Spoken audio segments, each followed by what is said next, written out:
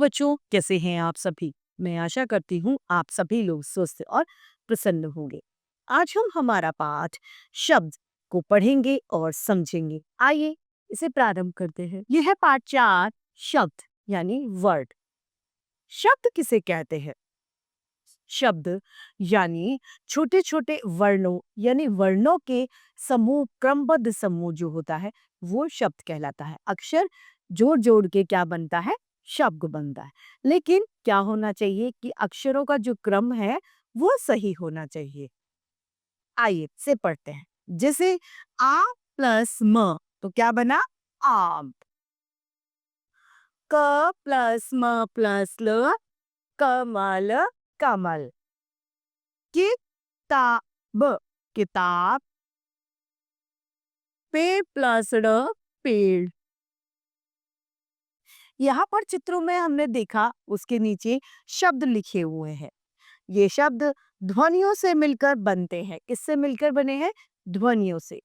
इन ध्वनियों को जोड़ने से ही शब्द बनते हैं। जैसे आम, कलम, कमल, किताब, पेड़। ये सभी शब्द हैं। वर्णों के मेल से शब्द बनते हैं, लेकिन सभी वर्ण मिलकर शब्द नहीं बनाते, क्योंकि शब्द एक निश्चित अर्थ प्रकट करते हैं। बहुत सारी बार ऐसा होता है जो ये शब्द नहीं बन पाते। झुंड तो बन जाता है, इनका समूह बन जाता है, लेकिन उसके बावजूद भी ये शब्द नहीं बनते। क्यों?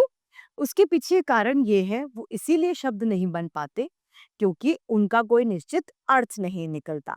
यदि उनका अर्थ नहीं निकलेगा तो वे निरर्थक हो जा। जैसे है बे प्लस स, बसे। बसे का कोई मतलब नहीं है, जबकि क्या होना चाहिए? सेब, सेब। लामग, लामग क्या है? कोई इसका अर्थ हमें समझ में नहीं आ रहा है। बसे और लामग कोई शब्द नहीं है, क्योंकि इनका कोई अर्थ स्पष्ट नहीं हो रहा। वर्णों को सही क्रम में रखकर देखते हैं। सेब, सेब और गमला, गमला। ये दोनों जो शब्द हैं ये सही है। क्यों?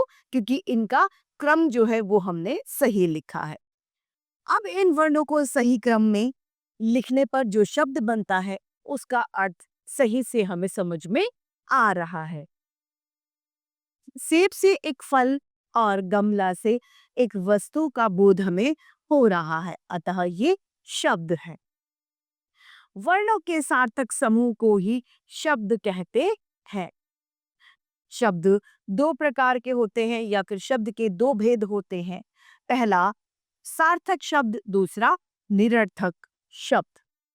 सार्थक शब्द क्या है?